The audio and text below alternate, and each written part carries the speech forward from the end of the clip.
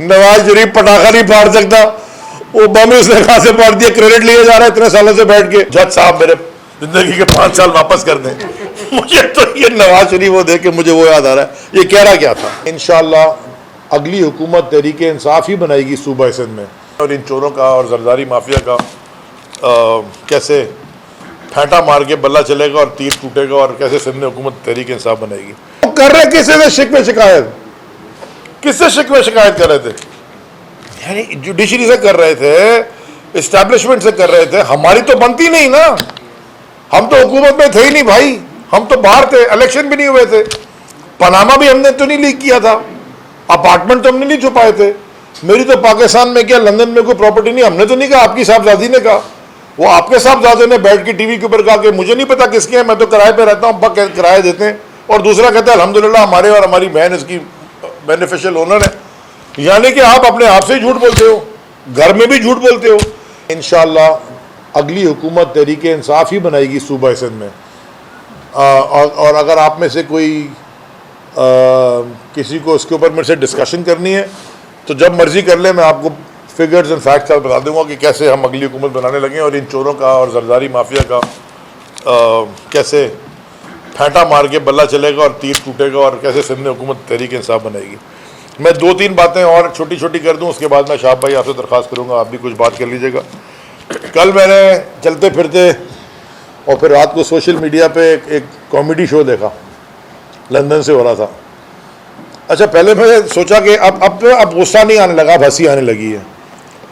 وہ فرما رہے ہیں جو کہ convicted criminal, convict supreme court نے کیا تھا، ہم نے تو نہیں کیا، اپنی حکومت میں ہوئے، ہماری حکومت میں نہیں ہوئے۔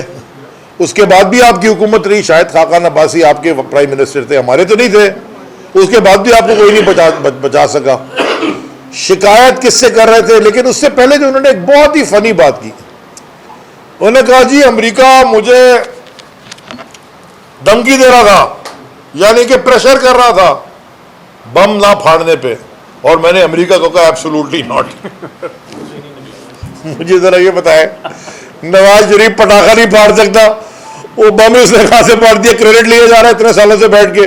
وہ بھائی اگر ایبسولوٹلی ناٹ امریکہ کو کہہ دیا آپ نے، آپ کے مطابق اسامہ بن لادن کو بھی کہہ دیتے جو آپ کو کہہ رہا تھا کہ $1 ملین آپ نے جس سے لے لیے پیسے بے نظیر شہید کی حکومت گرانے کے لیے، اس کو آپ نے ایبسولوٹلی ناٹ کیوں نہیں کہا؟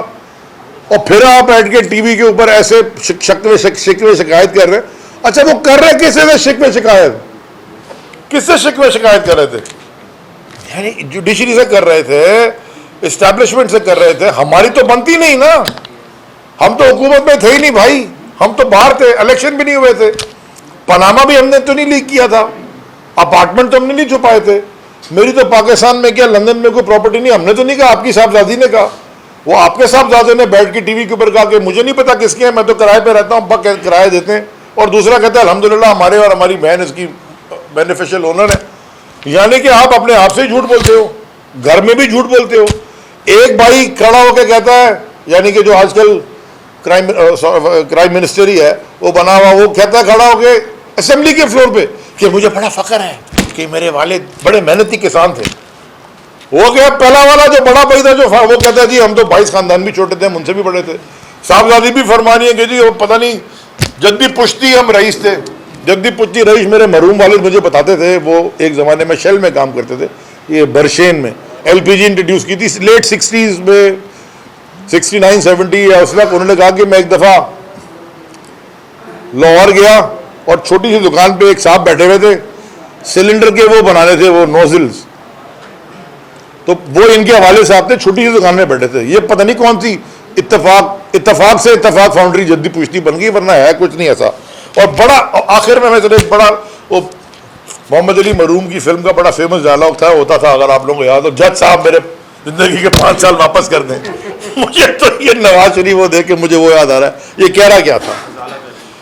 اچھا جی دوسرا، اس ملک میں ایک تماشا لگا ہوا ہے، جو بزنس مین ہیں ان کو ہراس کر رہی ہے FIA۔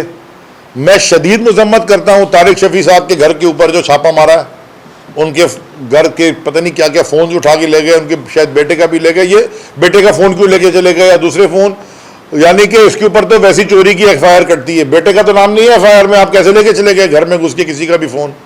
دوسرا حامد زمان صاحب, حامد زمان ایک ریسپیکٹیبل بزنس مین, دونوں بڑے ریسپیکٹیبل بزنس. حامد زمان یہاں بڑی ایک چین ہے پاکستان کی ریٹیل بزنس میں, بڑا ٹیکس پیئر ہے, کتنے لوگوں کو امپلوائے کرتے ہیں, ان کو کیوں اٹھا کے لے گئے اور کہتے ہیں جی فورن فنڈنگ کیس پیپلز پارٹی اور پی ایم ایل نون کا بھی ساتھ ہونا تھا. یہ تو کورٹ کا حکم ہے, کورٹ کے یہ آرڈرز ہیں کہ یہ جو تینوں جماعتوں کو یا ساری جماعتوں کو ساتھ سنا جائے.